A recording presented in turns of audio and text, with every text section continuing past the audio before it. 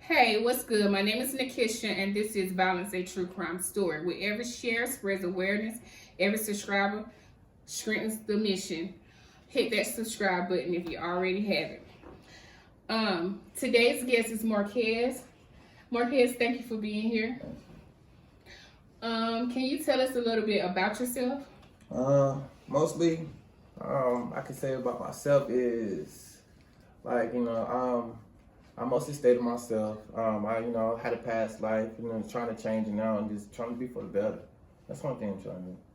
Just be a better person. All right. Can you tell us how old you are for the guests Yeah, I'm 38. and where you from? Originally came here from Arizona about 10 years ago, and now I'm in North Carolina, Rocky Mount. All right. Before we discuss the incident, can you take us back to where you were in life at that time? Oh man, at that point in time in my life, I can say mentally, I was just in a state of mind of not knowing who I was, and just like trying to find myself. And I can't say now. It's just like I'm just in a troubled state of mind. You Okay. Where were you when the incident began? I was in Rocky Mount. Around I can't say about like Jeffrey Coe's apartment. I was staying with my aunt at the time, living with her. She took me in, and I was staying with her about a couple months before all that happened. So the incident began at your aunt's house? Mm-hmm. Okay. Can you walk us through what happened that night? Only thing I can say is, I mean, before that night, really, actually, I had some words with the individual, that person. The perpetrator? Yeah, I had some words, and I had to go to work. So at the time, I'm thinking everything had died down, and I noticed that. Later on that night, I'm laying down, and I hear a knock at the door, and when I go to the door, it was three guys there, and they bomb rushed in, and I was fighting for my life, and the guy, he got off the ground, and when he did, he pulled out a knife, and then that's how everything went downhill from there. Okay, when you say went downhill, he pulled out a knife and what? When he pulled it out, he was kind of like, he just started waving it. He just started waving the knife, and I don't even think he even cared where he was slicing or where he was like doing it. He just started just waving it, and Wow. and somehow he got me lower on my belly. My lower stomach. So he stabbed you in your stomach. Yeah. And where else did he stab you at? I got stabbed across the face. I had few stabs on my side of my chest over here, but mostly the main stab was across. Yeah. Okay. At what point did you realize you were injured? Because I know all the adrenaline was going, and I know that when adrenaline goes, I know. Yeah, it was a lot.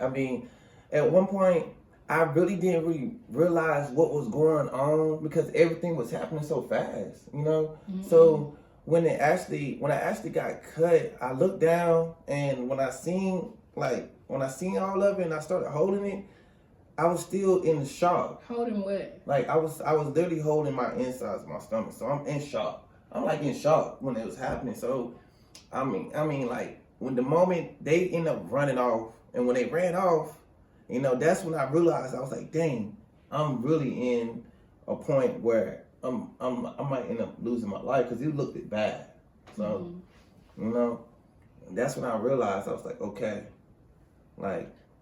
So did you see all of the blood, or did you even realize what was going on at that time? It happened so fast. Like, it happened really so fast, to the point where I really didn't realize exactly what was going on until it really ended. Like, when I actually looked down, I seen how bad it was, and I was like, dang, like, this is really serious. Like, All right, so I guess I'm gonna recap. You said it was 3 guys came to your door about 1:30 in the morning. Mm-hmm. They knocked on the door, and you went to answer the door. Yeah. Y'all had words, and one of them pulled out a knife and just started stabbing you. Yeah. And y'all was fighting. My aunt stayed upstairs, Mm-hmm. and she passed away about 5 months ago. But she stayed upstairs, and she had kids that stayed up there too. What that was like her grandkids, and they always used to come down there and knock on the door all the time. So one of the guys, the main guy, when he stayed next door upstairs. So when they knocked on the door, I'm thinking it's one of like my little cousins and them. Okay. Okay. So you said that you was living with your aunt at the time. Yeah. So you was living with your aunt at the time, but you was staying at somebody else's house. Right. When it happened. Right, downstairs. Okay, you were staying downstairs. Okay, because that was a little confusing. Yeah, I know. All right, so you were staying downstairs. Right. They knocked on the door and they started stabbing you. It started off as it was a verbal altercation. No, it started off as this. When they came to the door, we started off with just fighting. We were just fighting, and then I guess what had happened was that I think they all thought they was going to get the best of me.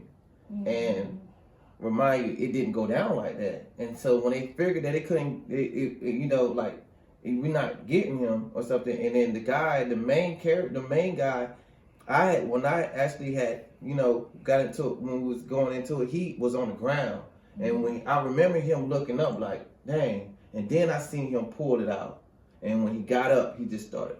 And the crazy thing about it was that when he was doing it, he kept on going. Mm-hmm. It wasn't like, he was like scared or anything like that. He intentionally was just kept doing it. I know. Yeah. Wow. So how severe were your injuries? When I can say, look, it was bad. It was to the point where they had to do surgery on me twice. And it was a lady in there and that worked in the hospital, and I'll never forget it. She was like, she told me, she said, I've been working here over 10 years. And she was like, how you came in here and how you looked at, she's like, you're the only first person I've seen to actually survive something like this. So it was bad. Okay. Do you remember anything about being transported to the hospital in the ambulance? I remember at the time, the person that stayed downstairs, I remember laying down on the floor. Mm-hmm. So, I never told you, when it happened, I was still standing up and I was still holding everything. Mm-hmm. So when they ran off, I was still there, and then I laid down on the living room myself, and the girl that stayed downstairs that I was down there with, I told her to go upstairs and knock on the door, and nobody never came outside. Wow. Nobody came outside, and remind you, this is like my family. Mm-hmm. Some of these was my family that stayed upstairs. Not even some, all of them was. So didn't nobody come out? Because I know they had to hear the ambulance.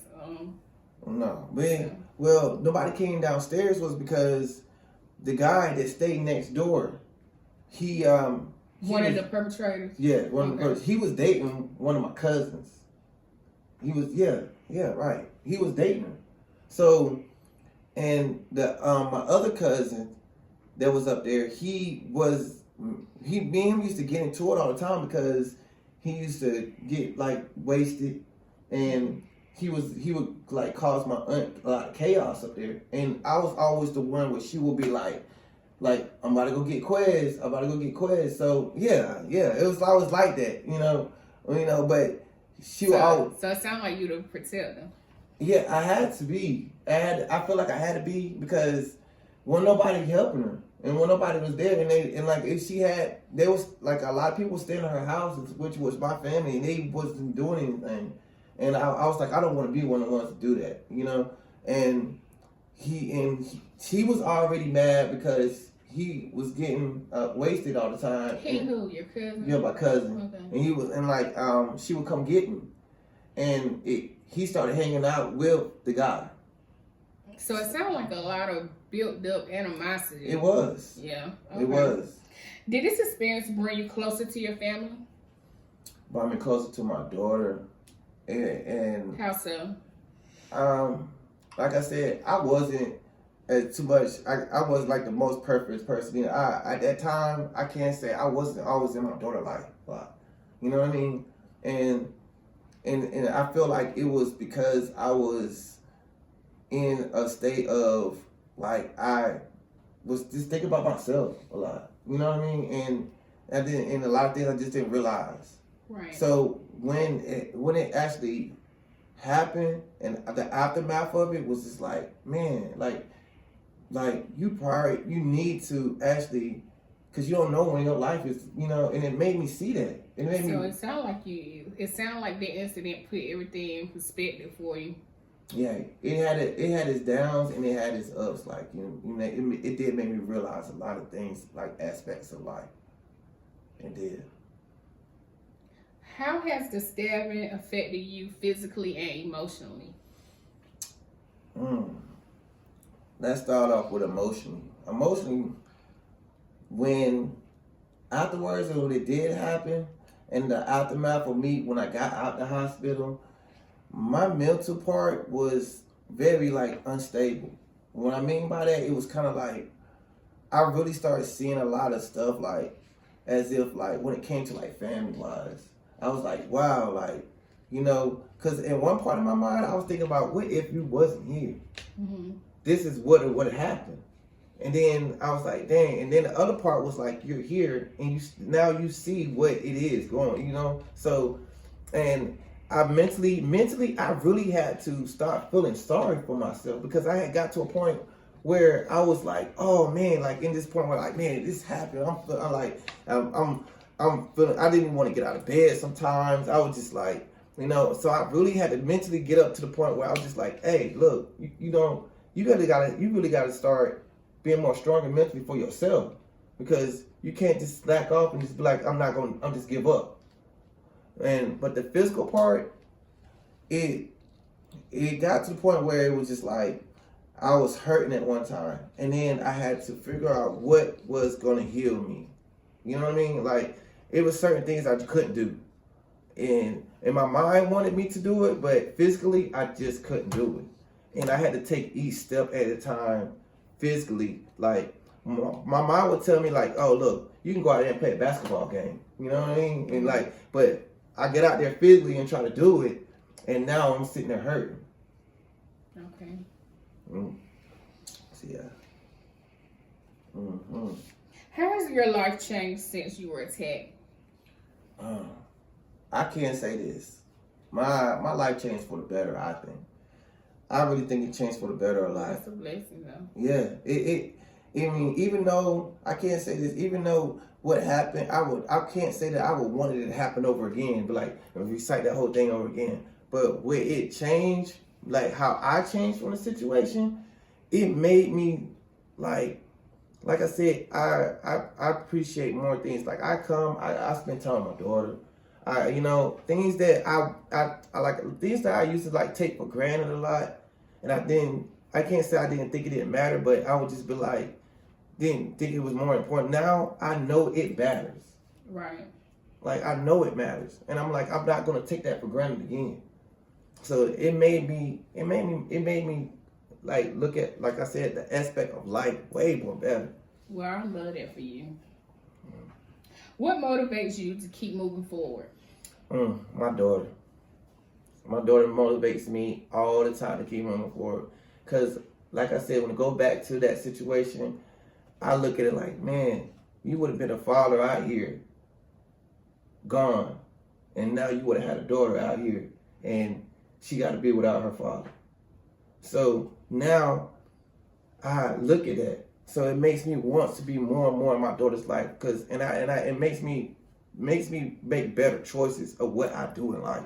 Like I'm like, now I know that even after that situation, now I would never even be around that type of crowd or be around too many people like that. Cause I'm like, man, it lets me know. I like, man, cause at one point in time when I was laying in that hospital bed, the only thing I was thinking about was my daughter. And I was like, man. And when they was like, man, we don't know if you're gonna make it or not, you're gonna be doing it. My everything moment of that time in my life, I was just like, man, my daughter, my daughter. So now I don't take none of that for granted, you know. And I'm still in the working process. I still have a lot of stuff I need to, you know, but I'm making towards and doing the effort of being better. Yeah. What inspired you to share your story publicly? What inspired me was that I know there's a lot of people out here who been through way worse situations than I have been through.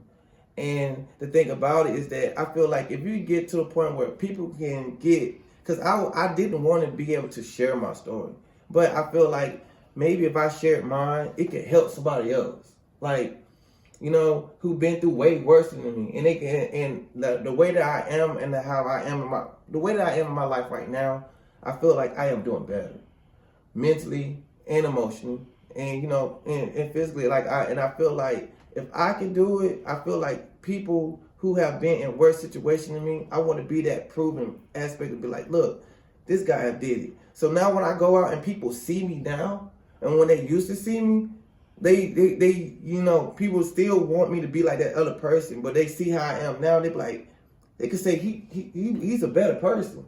And I believe that anybody who's been through a lot of stuff, you could be a better person.